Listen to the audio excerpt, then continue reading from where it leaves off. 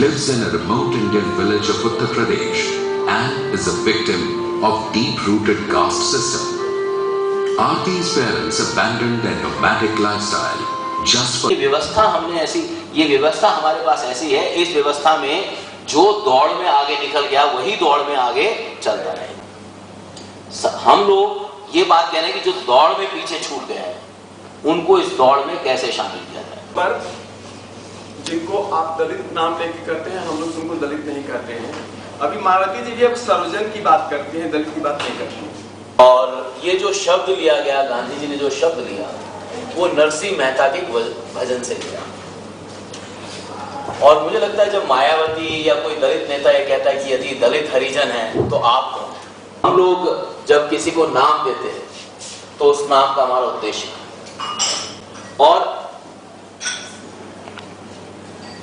आजकल एक मंदिर बड़ा प्रसिद्ध है, सारे राजनेताओं का मक्का बना हुआ है। बता सकते हैं उस मंदिर का नाम? राजनीतियों का मंदिर कौन सा, राजनीतिकों का मंदिर कौन सा है, और कॉर्पोरेट वालों का बड़ा मंदिर कौन सा है? बालाजी तिरुपति। बिल्कुल, कॉर्पोरेट वालों का और नेताओं का मंदिर। उस मंदिर में देवदासी सच है ना। और ऐसे जितने बड़े बड़े मंदिर हैं, इन सब मंदिरों में वो देवदासियां अछूत परिवारों से ही क्यों आती थी? और वो खूबसूरत नन्ही नन्ही बच्चियां ही क्यों होती थी? क्या हमने दलितों की क्षमताओं को बढ़ाने के लिए हमने प्रयास किया? हम इतने कैपेसिटी बिल्डिंग वर्कशॉप करते हैं, हम इतनी ट्रेनिंग करते हैं, हम इतने सेमिनार करते हैं, तो उनका इस्तेमाल हमने दलितों की क्षमता बढ़ाने में क्यों नहीं कर पाए? क्या हमारा उनके साथ कोई संबंध नहीं था, या हमारा कोई रिश्ता नहीं था, या हम वो हमारे दिमाग में नहीं आते थे? ठीक है। और हमने उनकी समस्या को चिन्हित करने में क्या भूल गए? क्या हम कह सकते हैं हम 20 समस्याएं ऐसी लिख सकते हैं जो उनको हम मानते हैं कि वो दलितों की समस्या है? मैं आपको अपना एग्जाम्पल बताना चाहता हूँ। 1999 में मैं ऑस्ट्रेलिया में था, वहां से मैंने भारत आने का फैसला किया, जो भारत में जाके काम किया। तो मैंने दलितों की एक इंटरनेशनल ईमेल लिस्ट है, मैंने उसमें एक क्वेश्चन फ्लोट किया, let us identify 20 problems that Dalit need to address.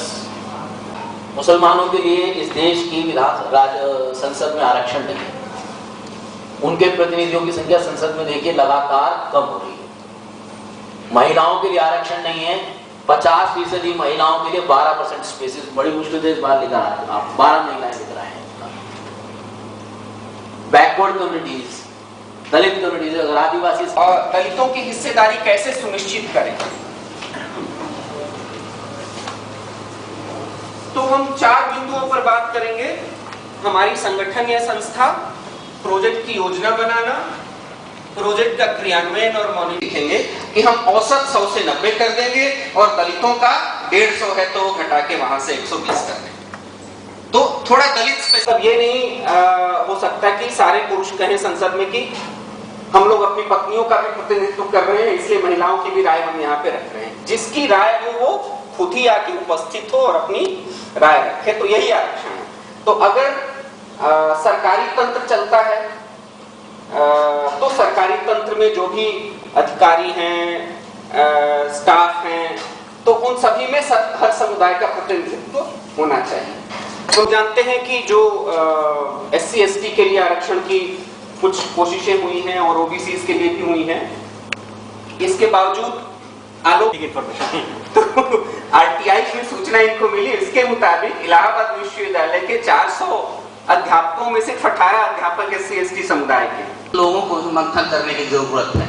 जब तक एक कॉन्सेप्ट क्लियर नहीं होगा, अपनी मानसिकता साफ नहीं होगी, तब तक ये चीज कुरीतियां समाज से जा नहीं सकती। वल्नरेबल फैमिलीज हैं या वंचित परिवार, इनका चयन करेंगे और इनका चयन करने के लिए हमारे पास स्पष्ट मापदंड होना चाहिए, एक स्पेसिफिक क्राइटेरिया होना चाहिए।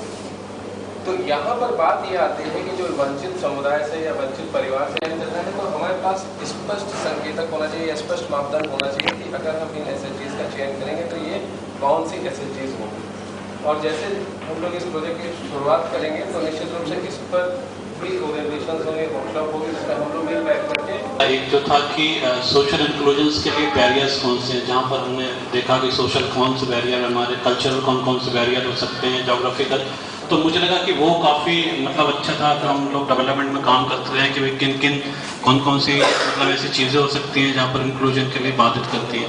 इसके अलावा टाइप्स ऑफ डिस्क्रिमिनेशन की भी हमने बात की कि मतलब जो वंचित या जो पसमादा क्लास है उसके लिए मतलब कहाँ कैसे कैसे और कौन वहाँ पर भेदभाव करता है, तो वो भी अच्छे से क्लैरिटी मिलेगी और हम उसको कैसे बड़े नतीजे से अपने प्रोग्राम में इम्प्लीमेंट कर सकते हैं। तो ये दो चीज़ें मुझे लगता है और ज़्यादा important, barriers for social inclusion and जो डिस्क्रिमिनेशन है वंचित क्लास के साथ हो।